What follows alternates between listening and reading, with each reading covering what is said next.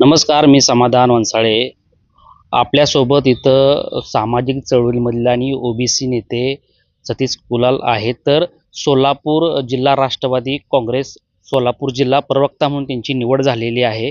तर आपण त्यांच्याशी संवाद साधणार आहोत. खऱ्या अर्थानं 1 महिन्यापूर्वी राष्ट्रवादी काँग्रेसच्या आदरणीय अजितदादा तटकरे साहेब, कल्याण काका आकाडे आणि सोलापूर जिल्ह्याचे जिल्हाध्यक्ष उमेशदादा पाटील यांनी माझ्यावरती ओबीसी प्रदेश उपाध्यक्ष पदाची महाराष्ट्र राज्याची जबाबदारी दिली होती.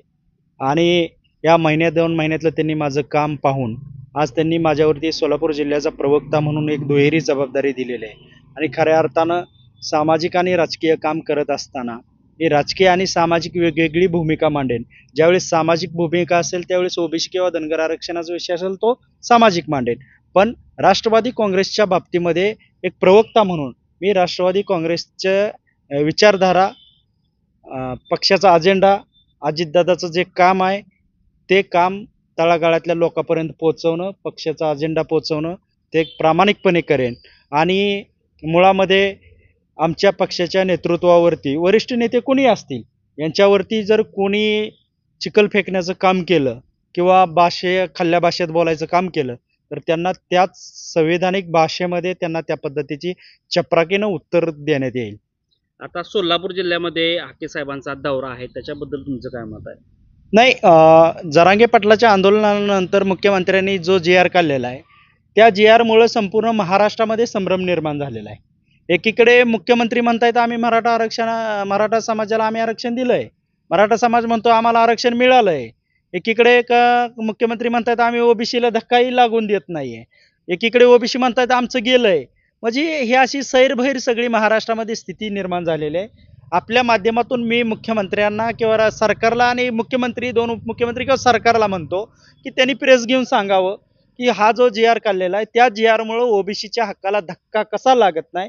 माझी मुख्यमंत्र्यांना विशेषतः विनंती आहे की त्यांनी हे जी राज्यामध्ये जी गैरसमज पसरवलेला आहे तो एकदा त्यांनी प्रेस घेऊन क्लिअर केला पाहिजे. या गैरसमजातून राज्यामध्ये अराजकता माजण्याची शक्यता आहे, दंगली घालण्याची शक्यता आहे. आणि लक्ष्मण हाकेसारखा माणूस त्याची राजकीय वैचारिक पात्रता पूर्ण ढासळलेली आहे. परवा त्यांनी मराठा समाजाबद्दल जे काय लग्नाचं किंवा मुलींबाबतीत जे काही गोष्ट केली मी त्यांचा पहिल्यांदा जाहीर निषेध करतोय. परंतु त्यांची पातळी ढासळल्यानंतर ॲक्शनला रिॲक्शन म्हणून मराठा समाजातील ही काही लोक लक्ष्मण हाकेंच्या वैयक्तिक आयुष्यात किंवा त्यांच्या कुटुंबावरती, पत्नीवरती, मुलीवरती बोलताना दिसतायत. हे त्यांचा जुना सहकार्य म्हणून हे सुद्धा मला खूप वाईट वाटतंय. आणि असे कोण वैयक्तिक टीका कुटुंबावर करतात मी त्यांचाही जाहीर निषेध करतोय.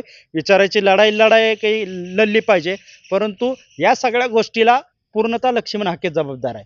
यावेळेस तुम्ही ॲक्शन करता त्यावेळेस रिॲक्शन येते आणि ते स्तर सोडून अतिशय बोलतायत, स्क्रिप्टेड भूमिका घेतायत. महाराष्ट्रामध्ये अराजकता, दंगली कशा घडतील किंवा हाकेच्या या वागण्याचं नेमकं कुणाला समाधान मिळतंय या राज्यामध्ये, कुठल्या पॉलिटिकल नेत्याला किंवा पक्षाला, हा सुद्धा संशोधनाचा विषय. वारंवार अजितदादांवरती हाके खालच्या भाषेत बोलताय, कारण अजितदादावर बोलल्यानंतर की प्रसिद्धी मिळत नाही. कारण या सरकारमध्ये बघा, आज मी पक्षाचा प्रवक्ता आहे आणि अजितदादावर जर कोण बोलत असेल आणि अजितदादावर बोललेली ती मीडिया जर भाजपच्या आमदाराच्या सोशल मीडियावर चालत असेल तर आम्ही युतीचा धर्म आम्ही एकटेच फक्त पाळणार नाही आहे.